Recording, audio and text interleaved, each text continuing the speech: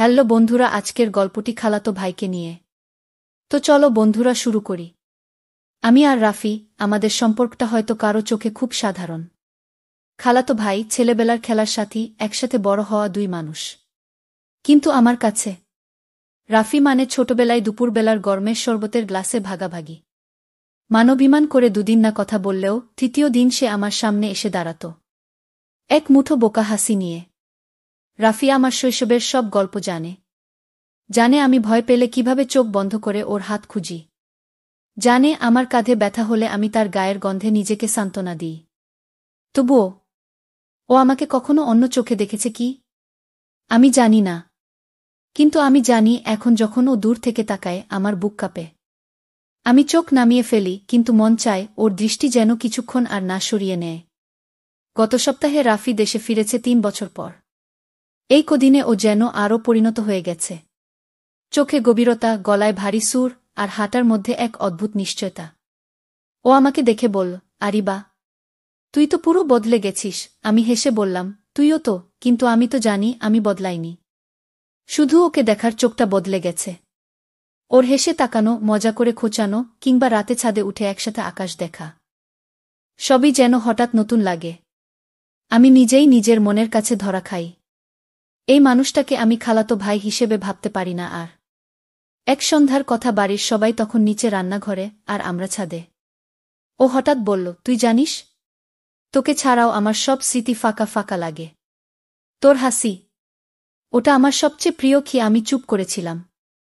ওর দিকে তাকাতে ভয় লাগছিল। হঠাৎ করে ওর ফোনে কারো কল এলো। ও উঠে চলে গেল। আমি একা দাঁড়িয়ে থাকলাম, কিন্তু বুকের ভেতরে তখনও বাজছিল ওর কথাগুলো, কি তোর হাসি, ওটাই আমার প্রিয়। আমার ভাবছিলাম, এটা কি শুধুই ভালো লাগা, নাকি ওর মধ্যে আমার জন্য সত্যি কিছু আছে, নাকি ও ঠিকই বলেছে আমি শুধু ও খালাতো বোন আর কিছু না। তবুও আমার চোখ বলছে আমি ওর দিকে আর আগের মতো তাকাতে পারছি না এখন। রাফির চোখে চোখ পড়লেই বুক ধুকপুক করে ওঠে। তাই আমি বলছি না কিছু। কিন্তু আমার চুপ থাকা মানে এই নয় যে ভালোবাসি না, বরং হয়তো অনেক বেশি ভালোবাসি বলেই চুপ আছি। বিকেল থেকে আকাশে মেঘ জমেছিল। সন্ধ্যার ঠিক আগে বিদ্যুৎ চলে গেল। বাড়ির সবাই তখন নিচে রান্নাঘরের কাছাকাছি, কেউ টর্চ ধরছে, কেউ মোম খুঁজছে। আর আমি উঠে এলাম বারান্দায়। চুপচাপ বসে থাকলাম। হঠাৎ পাশে এসে দাঁড়াল রাফি। কোনো শব্দ নেই, শুধু নিঃশ্বাস আর হালকা বাতাসে দুজনের শরীর কাছাকাছি হয়ে উঠে। চাঁদের আলো, ওর মুখটা হালকা দেখা যাচ্ছে। আমি তাকিয়ে থাকি হয়তো একটু বেশিক্ষণ। রাফি ধীর গলায় বলল, এই অন্ধকারে তোর চোখের ভেতর একটা আলো দেখি আরিবা। যেন অনেক কিছু বলিস, কিন্তু ঠোঁটে আনিস না। গিয়ে আমি থমকে গেলাম, নিঃশ্বাস ঘন হয়ে। আমি বললাম না কিছু, কিন্তু আমার মন বলতে লাগল, তুই আজ ঠিক বলেছিস রাফি। আমি কিছুই বলি না, কিন্তু আমার চুপ থাকাটাও যে তোকে নিয়েই। আমার চুল হালকা বাতাসে উড়ে গিয়ে ওর কাঁধে পড়ে। রাফি ওটা আলতো করে সরিয়ে দেয়, কিন্তু ওর আঙুল আমার গালের পাশে আটকে থাকে একটু বেশি সময়। তোর এই গায়ের গন্ধ আমাকে অদ্ভুত শান্ত করে দেয় আরিবাগু। আমি নিঃশব্দে ওর দিকে তাকাই। আমার ঠোঁট শুকিয়ে আসে, গলা দিয়ে কিছুই বের হয় না, কিন্তু শরীরটা কাঁপে না, বরং এক অদ্ভুত কষ্টে নরম হয়ে যায়। মনে হচ্ছিল এই মুহূর্তে ও যদি আমার হাত ধরেও আমি কিছু বলবো না। কারণ এই স্পর্শ, এই নীরবতা, এটাই ভালোবাসার সবচেয়ে পবিত্র রূপ। সেই রাতে হঠাৎ ঝড় উঠেছিল।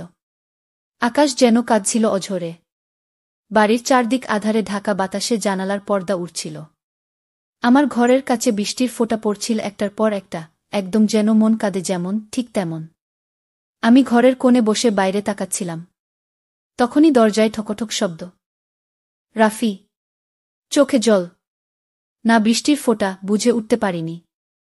বাইরে খুব ঝড় হচ্ছে, নিচে আলো নেই। তুই ভয় পাবি ভেবেই এলাম। আমি তাকিয়ে রইলাম, কিছু বললাম না। রাফি ভেতরে এসে চুপচাপ বসে আমার পাশেই, নিঃশব্দে। নিঃসঙ্গ রাতে শুধুই দুটো নিঃশ্বাস পাশাপাশি চলতে থাকে। আমার পায়ের পাশে ওর পা ছুঁয়ে যায়। আমরা কেউ সরাই না। বাতাসে আমাদের পোশাক একটু ভিজে আছে, সেই নরম কাপড় ছুঁয়ে যাচ্ছে শরীর, আর মনের ভিতরে এক অদ্ভুত উত্তাপ জন্ম নিচ্ছে। রাফি হঠাৎ আস্তে করে বলে, তুই জানিস আমার মনের সবটুকু জায়গায় শুধু তুই আছিস। এই রাত্রি যেমন নিঃশব্দ তেমনি আমার ভালোবাসাও নিঃশব্দ, কিন্তু গভীর, পবিত্র আর অবিচল। আমার গা দিয়ে কাঁপুনি চলে যায়। আমি ওর দিকে তাকিয়ে বলি না কিছু, শুধু একবার ওর হাতে নিজের আঙুলগুলো রাখি। ধরা নয়, বাধা নয়, শুধু পাশে থাকা, কাঁপতে থাকা, আর এক চুমু নয়, চোখে রেখে যাওয়া দীর্ঘ দৃষ্টি। রাত তখন অনেকটা পেরিয়ে গেছে। বাড়ির সব বাতি নিভে গেছে, শুধু ছাদে বসে আছি আমি। হঠাৎ পেছন থেকে ধীর পায়ে রাফি এলো। একদম নীরব, কিন্তু ওর উপস্থিতি বুঝতে একটুও সময় লাগল না। আমি তাকিয়ে বললাম, তোর কি যেন বলার ছিল, বলছিলি না তো? ও বসে পড়ল আমার পাশে। চাঁদের আলো ওর চোখে যেন একটা রূপালী কান্নার মতো ঝলমল করে উঠল। রাফি নিচু গলায় বলল, তুই জানিস আমি জীবনে কখনো কারো জন্য থামিনি, কিন্তু তুই যদি আজ বলিস, তুই যদি একবার চোখ তুলে বলিস, আমি সবকিছু ছেড়ে তোর পাশে থেকে যাব। কারণ তুই শুধু আমার খালাতো বোন না, তুই আমার একমাত্র বিশ্বাস, ভালোবাসা আর ঘর। ও আমার হাত ওর হাতে রেখে ও বলল, এই আঙুলগুলো একবার যদি আমার হাত ধরে, আমি পুরো পৃথিবীকে ভুলে যেতে পারি। আমার বুক ধকধক করতে লাগল। আমি জানি এই মুহূর্তে একটা ভুল সিদ্ধান্ত হয়তো সম্পর্ক নষ্ট করে দেবে। তবুও আমি চুপ করে ওর কাঁধে মাথা রাখি। ও আর কিছু বলে না, আমার চুলে আঙুল চালায় নিঃশব্দে। শুধু শরীর না, মনের ভেতর দিয়ে যেন ঢেউ বয়ে যায়। একটা সম্পর্ক গড়ে উঠছে, ধীরে, নরম, কিন্তু শক্ত হয়ে। সন্ধ্যা নেমেছে। বাড়ির উঠোনে আলোর রেখা আর অন্ধকার মিশে এক অদ্ভুত নিস্তব্ধতা তৈরি করেছে। আমি একা বসে আছি। আজ সারাদিন বাবা মা বিয়ের কথা বলছিলেন, কিন্তু আমার বুকটা বারবার ধক করে উঠছে। রাফির সাথে আজ সারাদিন দেখা হয়নি। ঠিক তখনই, আমি যখন ভেতরে যাচ্ছিলাম, পেছন থেকে গলা ভেসে এলো, তুই চুপ থাকলে আমি চলেও যাব চিরতরে। আমি দাঁড়িয়ে পড়লাম। রাফি ধীরে ধীরে আমার সামনে এসে দাঁড়াল। চোখে এক ধরনের ভয়, অভিমান আর ভালোবাসা একসাথে। তোর চোখে আমি অনেক কিছু দেখি আরিবা, কিন্তু তুই কখনো বলিস না কিছু।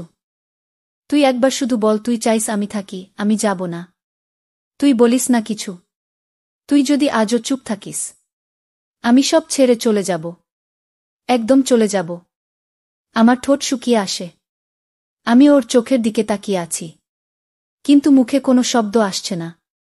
আমার মন চিৎকার করে বলতে চাইছে, থাক রাফি, প্লিজ যাস না। তুই তো আমার সব। কিন্তু গলার কাছে কেমন যেন ভার জমে আছে। সারা শরীরে একরকম কাঁপুনি। রাফি ধীরে ধীরে পেছন ফিরল। ঠিক তখন আমি ওর হাতটা ধরে ফেলি, আলতো করে। কিছু বলি না, শুধু একটা মৃদু কণ্ঠে বলি, তুই থাকলে আমি বাঁচি কি? রাফি থেমে যায়। চোখ ঘুরিয়ে তাকায় আমার দিকে। চোখে জল, কিন্তু এবার সেটা কষ্টের নয়, এটা ভালোবাসার স্বীকৃতির জল। রাফির হাত ধরা সেই মুহূর্তটা আমার জীবনের সবচেয়ে সাহসী সিদ্ধান্ত ছিল। কিন্তু সব ভালোবাসা শুধু দুটো হৃদয়ের মধ্যে আটকে থাকে না। পরদিনই মা আমার পাশে এসে বললেন, তুই আর রাফি ছাদে একসাথে কেন ছিলি এত রাতে? গ্রামে মানুষ অনেক কিছু বলে আরিবা। আমরা তোর বিয়ের কথা চূড়ান্ত করব। আমার কানে যেন বাজতে থাকে, তোর বিয়ে ঠিক হয়ে গেছে। বুকের মধ্যে কি যেন ভেঙে যায়। তবুও আমি কিছু বলি না। সন্ধ্যাবেলা আমি একা ছাদে বসে আছি। রাফি আসে, চোখে লাল ছায়া। হয়তো না ঘুমানো, হয়তো বা কান্না। তোর বিয়ের কথা শুনলাম, তুই কিছু বলবি না? আমি মাথা নিচু করে থাকি। তুই বল, ভালোবাসা কি সত্যিই পাপ? তুই যদি আমাকে খালাতো ভাই হিসেবেই ভাবিস, তাহলে আমি সরে যাব।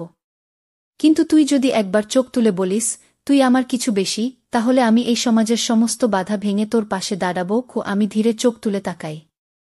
তুই তো জানিস আমি তোর পাশে দাঁড়াতে চাই, কিন্তু সমাজ, পরিবার, নাম, রক্তের সম্পর্ক, এগুলো আমাদের দমিয়ে রাখে। রাফি এক পা এগিয়ে আসে, আমার কাঁধে হাত রাখে। ভালোবাসা যদি পাপ হয়, আমি সেই পাপে ডুবে যেতে রাজি, শুধু তুই থাকিস আমার সাথে। তুই থাকলে আমি একা নই। আমি কিছু বলি না, কিন্তু এবার আমি ওর হাতটা শক্ত করে ধরে ফেলি। আমার চোখে জল, ঠোঁটে কাঁপন, কিন্তু মনে একটা জেদ। আমি লড়ব তোর জন্য। সেদিন রাতে ঘরে বৃষ্টি পড়ছিল টিপ টিপ করে। ঘরের বাতি হালকা, মেঘের গর্জনে মাঝে মাঝে জানালার কাচ কেঁপে উঠছিল। আমি জানালার পাশে দাঁড়িয়ে আছি। রাফি আমার পেছনে এসে দাঁড়াল। আমরা কেউ কিছু বলি না। আমার চুল উড়ে ওর মুখে লাগে। ও ধীরে হাত বাড়িয়ে চুলগুলো সরিয়ে দিল। আমার ঘাড় ছুঁয়ে গেল ওর আঙুল। আমার শরীরটা হঠাৎ কেঁপে উঠল। ও চুপচাপ আমার পাশেই দাঁড়িয়ে থাকে। আমি চোখ বন্ধ করি। এই নীরবতা, এই দূরত্বের মাঝেও যে অদ্ভুত এক ঘনত্ব যা চোখের ভাষায় বলে দেয়, তুই থাকলেই আমি পূর্ণ হু। আমরা পাশে বসি বিছানায়। ও আমার দিকে তাকায়। তুই জানিস, তোকে ছুঁতে ইচ্ছা করে না। কারণ তুই ছোঁয়ার জন্য না, তুই অনুভবের জন্য। তুই এমন এক অনুভূতি যা শরীরে নয়, মন ছুঁয়ে যায়। আমি ওর দিকে তাকিয়ে থাকি। আস্তে করে মাথা রেখে দিই ওর বুকে। ও কিছু বলে না, শুধু ওর বুকের স্পন্দন শুনি। একটা স্পন্দন যেটা শুধু আমার নামেই বেঁচে থাকে। বিয়ের তারিখ ঠিক হয়ে গেছে। আমি নীরবে দিন কাটাই, আর রাফি, সে এখনো মাঝে মাঝে বাড়ির উঠোনে এসে দাঁড়ায়, কিন্তু দেখা করে না। একদিন রাতে আমার ঘরের জানালায় কড়া নড়ে। চোখ খুলে দেখি জানালার পাশে রাখা একটা চিরকুট। কেউ নেই। আমি কাপা হাতে তুলে নিই। তুই যদি চাস আমি থাকি, আমি থাকব। কিন্তু তুই যদি সমাজের মুখের দিকে তাকিয়ে আমায় ছাড়তে চাস, আমি যাব, তবুও আমি তোর অপেক্ষায় থাকব। তুই একদিন ডাকলেই আমি ফিরে আসব। ইতি তোমার প্রিয় রাফিকু। বিয়ের দিন আমি আয়নার সামনে বসে আছি। গায়ে লাল শাড়ি, গলায় গয়না, চোখে কাজল। কিন্তু মন যেন কোনো এক অদেখা দরজার দিকে তাকিয়ে। হঠাৎ দরজায় ঠকঠক শব্দ। খালাম্মা এলেন। বললেন, তোর চোখে আনন্দ নেই মা। তুই কি চাস তা জানলে আমরা বিয়ে দিতাম না তোকে এখানে গি। আমি হঠাৎ ভেঙে পড়ি। কাঁদতে কাঁদতে বলি, আমি রাফিকে ভালোবাসি। আমি তাকে জীবনসঙ্গী হিসেবে চাই, অপরাধ হিসেবে না। গিয়ে আমাদের সমাজ এখনও রক্তের সম্পর্ক, বয়স, পরিবার এসব দিয়ে ভালোবাসাকে মাপতে চায়। কিন্তু ভালোবাসা তো হৃদয়ের বিষয়। আমরা দুজন কেউ কারো ক্ষতি করিনি, কেউ অবৈধ কিছু করিনি।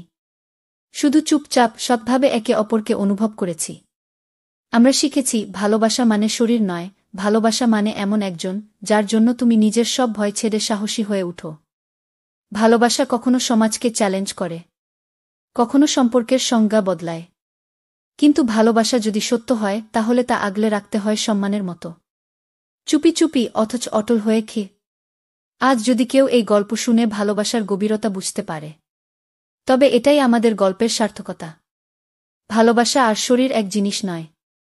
যে ছোঁয়া চোখ দিয়ে হয়, মন দিয়ে হয়, সেই ভালোবাসাই সবচেয়ে পবিত্র, সবচেয়ে শক্তিশালী। কৃত বন্ধুরা, ভিডিওটি ভালো লাগলে কমেন্টে জানাবেন। এই রকম ভালোবাসার গল্প শুনতে চাইলে চ্যানেলটা সাবস্ক্রাইব করুন এবং পাশে থাকুন, আর আপনার বেল আইকনটা বাজিয়ে রাখুন, যাতে নতুন ভিডিও আপলোড করা মাত্র আপনারা দেখতে পারেন।